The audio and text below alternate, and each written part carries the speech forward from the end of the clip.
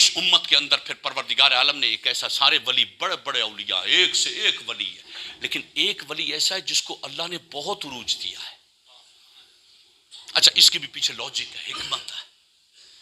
قاعدہ یاد رکھیے گا، ہر امت نبیوں کو چھوڑ کے، ان نبیوں کے صحابہ کو چھوڑ کے، نبی کو چھوڑ کے، نبی کے صحابہ، صاحب ایمان صحابہ کو چھوڑ کے، ان کی اچھا یہ جو غوث ہے نا، یہ ہر امت میں رہے، ہر امت میں غوث رہے، ہر امت میں ابدال رہے، ہر امت میں اولیاء رہے۔ جب تک نبی ہیں تو نبی کا دیدار کرنے والے صاحب ایمان وہ ان کے صحابہ ہوئے، صحابہ کے بعد پھر آگے ان کے ولایت کا سلسلہ شروع ہوتا تھا۔ اچھا، مزے کی بات، تابعین خیر القرون قرنی ثم الذین یلونہم ثم الذین یلونہم، سب سے بہترین زمانہ میرا، مصطفیٰ نے فرمایا، بڑا پیارا نکتہ ہے، سب سے بہترین زمانہ میرا، اس کے بعد میرے بعد والوں کا، اس کے بعد میرے بعد والوں کا۔ یہ بھی خاصہ فقط مصطفیٰ کا ہے۔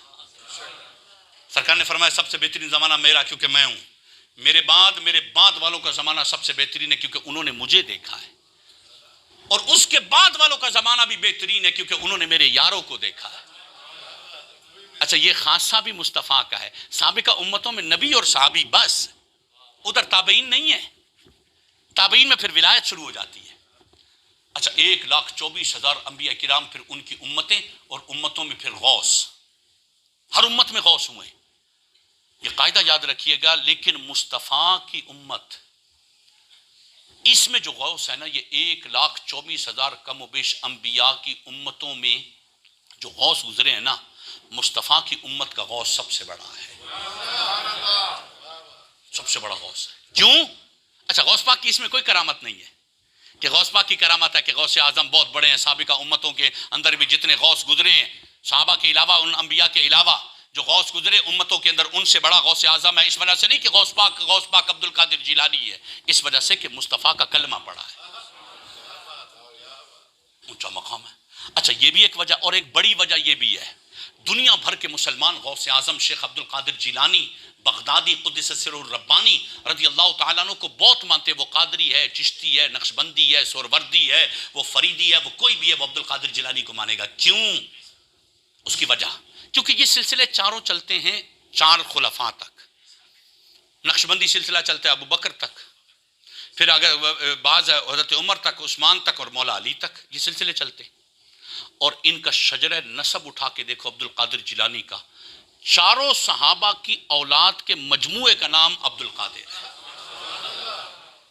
ان کے نسب میں چلے جاؤ تو کہیں پر ابو بکر کی بیٹی ہے، عمر کی بیٹی ہے، ادھر سے پھر عثمان کی ہے، عثمان کا بیٹا ہے، اور پھر مولا علی کا ہے۔ یہ عجیب ایک کنڈیشن ہے، مالک نے ایسا اینٹیک، ایسا کمال کا بندہ عطا کیا ہے کہ جس کے اندر ابو بکر کا نسب بھی ہے، عمر کا بھی ہے، عثمان کا بھی ہے، مولا علی کا بھی ہے۔ یہ سمبل ہے، اور یہ غوث اعظم غوثیت کبریٰ اس کو کہتے ہیں۔ اور اللہ تبارک و تعالیٰ نے اس امت، اچھا پہلے کی امت، کمال ہے، سبحان اللہ۔ سابقہ امتوں کے جو اولیاء ہوا کرتے تھے وہ بہت ڈرتے تھے، ان میں بہت ڈر ہوتا تھا، خوف ہوتا تھا، پتہ نہیں کیا ہوئے گا، پتہ نہیں کیا ہوئے گا۔ یہ جو آیت طیبہ ہے نا، پروردگار عالم نے محبوب کی امت کے اولیاء کے بارے میں پہلا جملہ فرمایا، الا ان اولیاء اللہ لا خوف علیہم ولا هم یحزنون۔ مصطفیٰ کی امت کے جو ولی ہوں گے نا، اولیاء ہوں گے، انہیں خوف نہیں ہوگا جیسے پہلوں کو تھا۔ یہ بڑا ببانگے دوہل بولیں گے، ان کا کمال بڑا ہوگا۔ وہاں کی ولایت خوف اور حزن کے درمیان تھی، کبھی خوف کا غلبہ، کبھی حزن کا غلبہ۔ لیکن مصطفیٰ کریم علیہ السلام کی امت کے جو اولیاء ہوں گے نا، وہ اولیاء ہوں گے، وہ اللہ پر ایسا یقین ہوگا، ناز ہوگا، کیونکہ خوف ہوتا ہے ڈر، پتہ نہیں یہ بھی ہو جائے یا یہ ہو جائے۔ یہ جو کمال دیا نا اس امت کو، نظام الہی کو سمجھے، یہ خدا کا قرآن ہے۔ اللہ فرماتا ہے الا ان اولیاء اللہ لا خوف علیہم ولا هم یحزنون، ان کو نہ کوئی ڈر ہے نہ کوئی خوف ہے، یہ اللہ کے ہو گئے۔ اور ولی کس کو کہتے ہیں؟ میں ابھی لے کر آیا تھا ولی کی 31 تعریفات، بنیادی طور پر ولی کی 31 تعریف۔